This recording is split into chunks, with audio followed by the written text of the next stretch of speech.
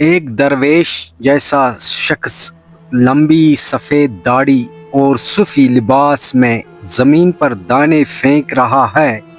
مورنی نے کہا، ہمیں ہوشیار رہنا چاہیے، یہ اناج کسی جال کا حصہ تو نہیں۔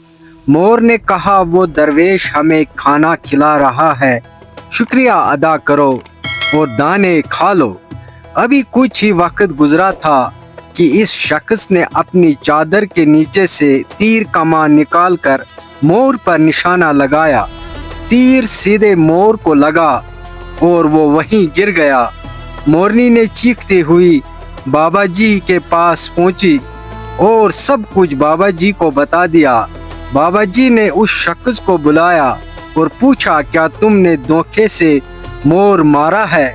اس شخص نے کہا، ہاں میں شکاری ہوں اور یہ میرا شکار یہی ہے اور یہی طریقہ ہے۔